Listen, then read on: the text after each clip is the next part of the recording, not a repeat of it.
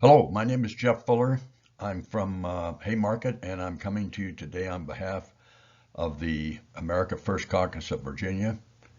My purpose is to give you an introduction to Republican elections. And why would we have to do this? Well, Republican leadership elections are, I believe, purposely designed to be obtuse, confusing, and to keep the little people out and make sure that the institution stays just like it is intended. So I hope that I can give you some useful information, and in any case, we will provide you resources to help you figure your way through this. Why would you bother? Well, I hope it's obvious that it's important that the Republican Party of Virginia be aligned with conservatives and America First voters' values and policies, which presently, regrettably, they are not.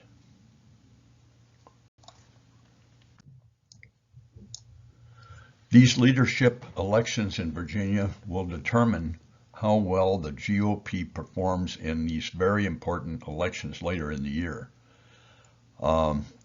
The way the party works and the way it supports and provides information to candidates is an important part of the process. And I and our group are not satisfied with that process.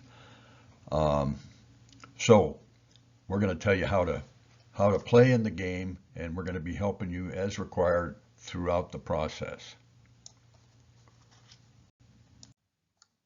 So I'm going to start by referring to the top half of the chart and making that about the party elections. I'm going to put that in the context of the federal elections with which all of you are generally familiar, although the details you may not be. But let's just talk about the leadership part of the Republican Party election. So generally from about February through the first day of June, unit elections, that is the local Republican committees, the congressional district committees, and then ultimately the Republican Party of Virginia's Central Committee elections occur.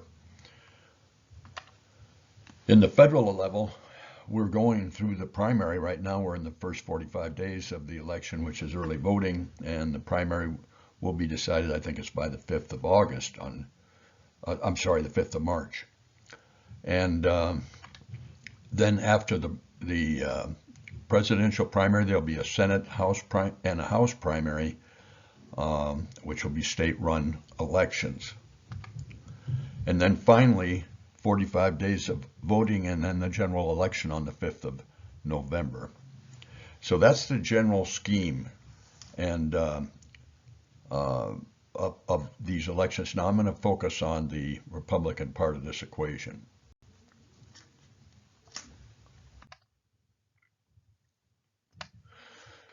So at the bottom part of this chart is where the process starts. There's 134 units or committees in the Republican Party.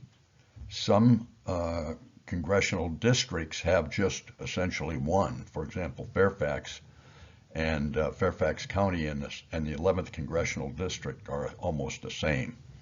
But others have quite a few units in them, depending upon the population and geographic scope of these of the counties and the units. So we start with 134 units and committees and the only person you're electing there is the chairman. Very important to the operation of our entire Republican structure. At the congressional district level, of course, we have 11 congressional seats up for election. You will be electing a chairman, and depending upon some little bit complicated details, between 3 and 4 central committee members. These are members of the committee that will vote on the central committee and set policy for the Republican Party of Virginia. And then in addition to that, you'll be electing a presidential and a vice presidential elector who will go to Washington, who will basically decide the presidential election I think on the 5th of January 2025.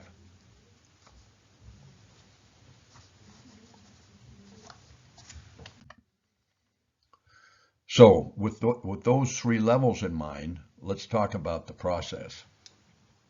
First, a call, they call it a call, I don't know why they call it a call, but they do, is issued for each unit and each district and for the state central.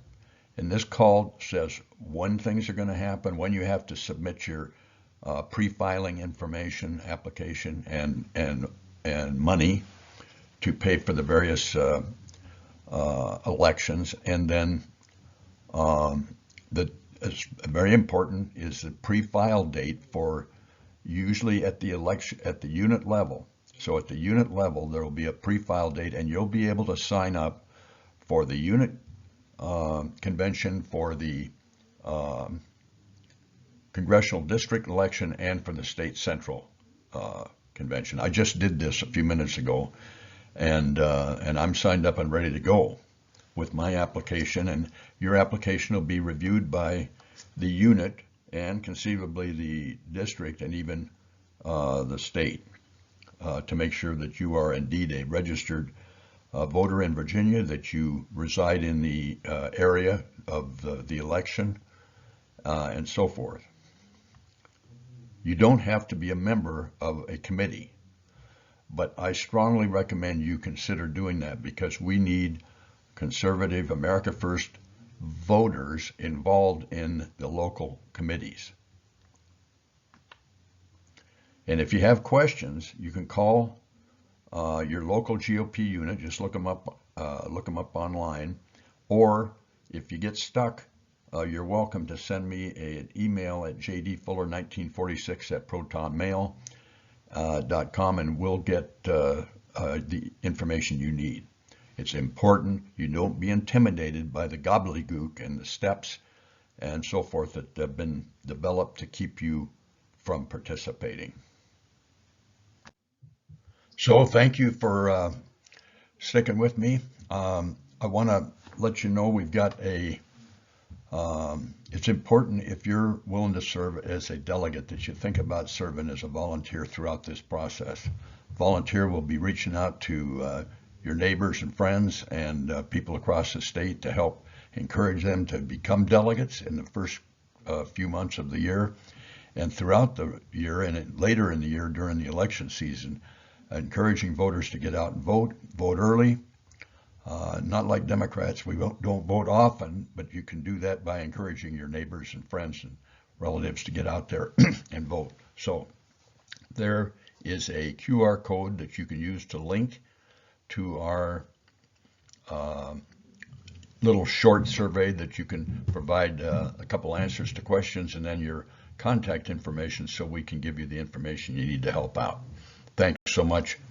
Go in liberty.